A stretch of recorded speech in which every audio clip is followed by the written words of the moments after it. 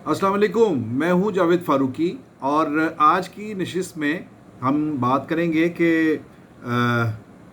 हुकूमत के अंदर क्या चल रहा है। हुकूमत में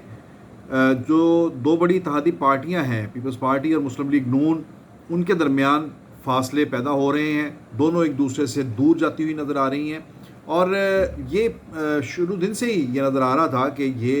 अल्टीमेटली यही होगा। जब आपने तहरीक इंसाफ को रास्ते से हटा दिया, उसका जो है वो बज़ाहिर अभी तक जो नज़र आ रहा है उसके ख़िलाफ़ जिस तरह से एक कार्रवाई हुई है, उसमें तहरीक इंसाफ आइंदा इंतखाबात में या तो यकसर ऐसा होगा कि नज़र नहीं आएगी, या फिर अगर आती है नज़र आती है तो बहुत ही कमज़ोर पोजीशन में तहरीक इंसाफ होगी। लेकिन इस गैप को किसी ने फिल तो करना है। इस वक्त सूरत हाल ऐवान के अंदर ये है, कौमी असम्बली के अंदर या मुल्की सियासत के अंदर, कि तमाम पार्टीज़ तहरीक इंसाफ के सिवा बाकी तमाम पार्टीज़ जो हैं वो हुकूमत में हैं, और जो अपोजिशन में है वो तहरीक इंसाफ का ही फॉरवर्ड ब्लॉक जो है वो अपोजिशन में है, जो वहाँ पर किसी किस्म की कोई अपोजिशन का किरदार नहीं अदा कर रहा। सो ऐसे हालात में जमहूरियत का ये एक असूल है कि कभी भी आप बेशक तमाम अपोजिशन को ख़त्म कर दें और तमाम लोगों को हिज़्ब इक़्तिदार बना दें, तो उसमें से ही अपोजिशन का भी जन्म होगा और नए सिरे से जो है वो एक अपोजिशन का खला जो है वो नहीं रहेगा, नए सिरे से एक अपोजिशन आपके सामने आएगी। अब फिर सूरत हाल यही पैदा हो रही है कि पीपल्स पार्टी हुकूमत से यानी मुस्लिम लीग नून से एक डिस्टेंस क्रिएट कर रही है, और वाज़ेह तौर पर बिलावल भुट्टो ज़रदारी ने जिस तरह से पिछले 2-3 दिन के अंदर एक जो टोन इख्तियार की है, एक उसमें उन्होंने मुस्लिम लीग नून को चैलेंज भी किया है और मुस्लिम लीग नून के ऊपर तनकीद की है। मुस्लिम लीग नून की तरफ से या हुकूमत की तरफ से पेश की है कि बजट से पीपल्स पार्टी ने अपने आप को अलग किया है। ये बातें अपनी जगह पर एक सवालिया निशान है कि ऐसा क्यों है, और मुस्लिम लीग नून की तरफ से भी उसका जो है वो जवाब दिया जा रहा है। लेकिन हकीकत यही है कि ये अल्टीमेटली ऐसा होना ही था, या आप ये समझ लें कि ये स्क्रिप्ट का हिस्सा है, या इसे ये समझ लें कि एक नेचुरल फिनोमेना है। जो जैसे मैंने पहले कहा कि आप भले तमाम पार्टीज़ को इक़्तिदार की कश्ती में सवार कर दें, लेकिन उसमें भी एक अपोजिशन का स्पेस जो है वो बन जाएगा और अपोजिशन जो है वो बरामद हो जाएगी। तो अब इस वक्त सबसे बड़ा सवाल ये है मुल्क के सियासी मंजरनामे के ऊपर कि आइंदा जो इलेक्शन होता है उसमें कौन किसके ख़िलाफ़ इलेक्शन लड़ेगा। अगर ये तमाम पार्टीज़ जो हैं ये एक हुकूमती अलायंस के तौर पर ही इलेक्शन में जाती हैं, तो वहाँ पर कौन किसका हरीफ होगा, और अगर तहरीक इंसाफ नहीं होती मैदान में तो फिर ये और भी सवाल जो है वो शिद्दत से सामने आएगा। तो क्या ही बेहतर, क्यों ना ये बेहतर इसी में बेहतरी हो कि इन्हीं में से कुछ बातें जो है वो हिज़्ब इख्तिलाफ का जो है वो कुर्सी संभाल ले और इस मामले को आगे बढ़ाया जाए। तो मेरा ख्याल है कि इसमें पीपल्स पार्टी जो है वो मुस्लिम लीग नून के अपोनेंट के तौर पर सामने आ रही है, और पंजाब के अंदर वो ये तैयारी कर रहे हैं कि आइंदा इंतखाबात जो है वो पीपल्स पार्टी और मुस्लिम लीग नून एक दूसरे के आमने सामने लड़े। अच्छा, इसी सारे मंजरनामे में एक तीसरा फरीक जो उभर कर सामने आया है वो इस्तेहकाम पाकिस्तान पार्टी है। इस्तेहकाम पाकिस्तान पार्टी, आप ये समझे कि जो तहरीक इंसाफ जिन लोगों ने छोड़ी या जिनको पहले तहरीक इंसाफ से अलग कर दिया गया या हो गए थे, वो सारे लोग इकट्ठे हो गए हैं, और ये लोग जो हैं ये इनमें अक्सरियत जो है इलेक्टेबल्स की है। तो इसी हवाले से आज इस तरीके अपना ये जो इस्तेहकाम पाकिस्तान पार्टी की जो सेक्रेटरी इंफॉर्मेशन बनाया गया है डॉक्टर फिरदौस आशा गवान को, जो वफाकी वज़ीर इत्तलात भी रही हैं, फिर पंजाब के अंदर भी इमरान खान के दौर में जो मुशीर इत्तलात रही हैं, वो अब इस पार्टी के प्लेटफॉर्म से बहुत एक वोकल वॉइस के तौर पर सामने आई हैं, और वो उन्होंने आज एक प्रेस कॉन्फ्रेंस की। सवाल ये है कि क्या मुस्लिम लीग नून, जिन्होंने अभी 2 दिन पहले लाइफ टाइम जो डिस्क्वालिफिकेशन थी उसके हवाले से एक बिल कौमी असम्बली के बाद सेनेट से भी पास कर लिया, तो उसके बाद मुस्लिम लीग नून की सफ़ों में एक इतमाद है और वहाँ पर एक होप है और एक नया वलवला नज़र आ रहा है कि शायद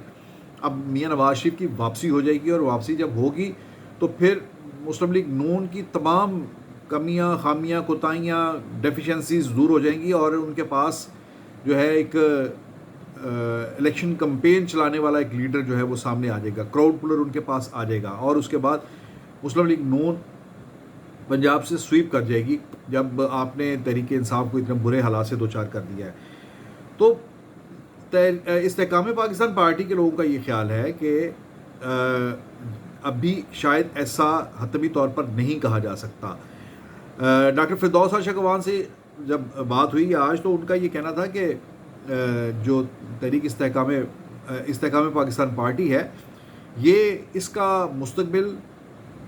لوگوں کو اندازہ نہیں ہے کہ کتنا امپورٹنٹ ہے۔ ان کا یہ کہنا تھا کہ ان کو یقین ہے بلکہ کہ یہ انتخابات جب ہوں گے تو اس کے بعد جو نتائج سامنے آئیں گے، اس کے بعد آئی بی پی یعنی استحکام پاکستان پارٹی جو ہے وہ اس پوزیشن میں ہوگی کہ اس کے بغیر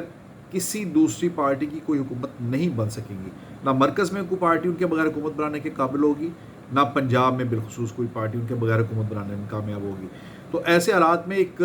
بادشاہ گر قسم کی پوزیشن جو ہے وہ ان کی پارٹی کو حاصل ہو جائے گی۔ یہ ایک ان کی رائے ہے، اس سے کوئی اختلاف کر سکتا ہے، لیکن جو بظاہر جو حالات ہیں وہ یہی بتا رہے ہیں کہ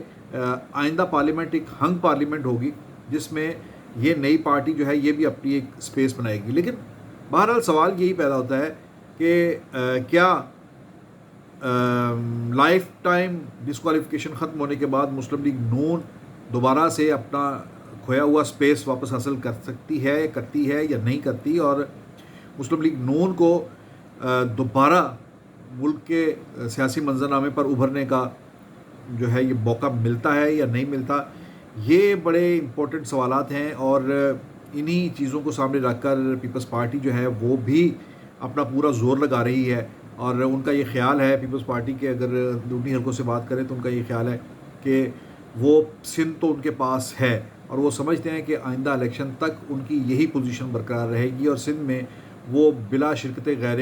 اگلی حکومت بھی بنا لیں گے، اور اس بار نیشنل اسمبلی کے الیکشن میں بھی ان کے پاس سیٹیں جو ہیں وہ زیادہ ہوں گی۔ تو وہاں سے جب وہ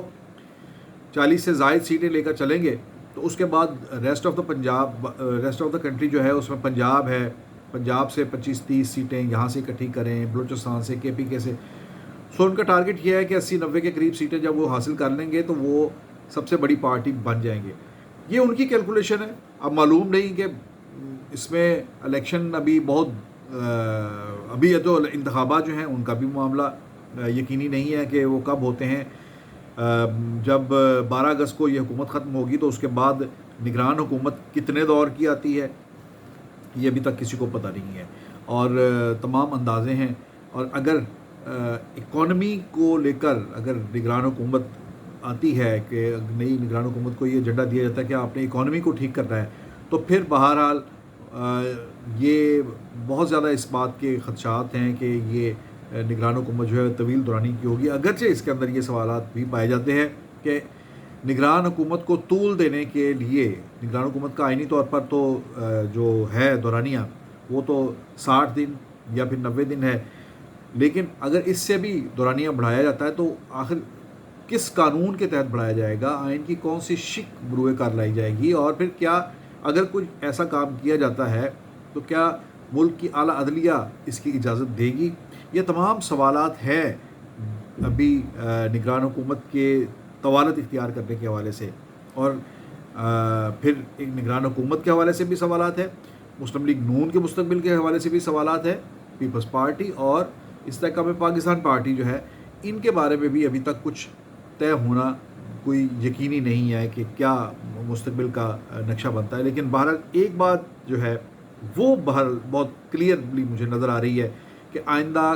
پارلیمنٹ جو ہے قومی اسمبلی وہ ایک ہنگ پارلیمنٹ ہوگی۔ ہنگ پارلیمنٹ تو موجودہ بھی ہے، زیادہ وہ اس سے بھی زیادہ ہنگ پارلیمنٹ ہوگی، بہت منقسم قسم کا مینڈیٹ ہوگا، اور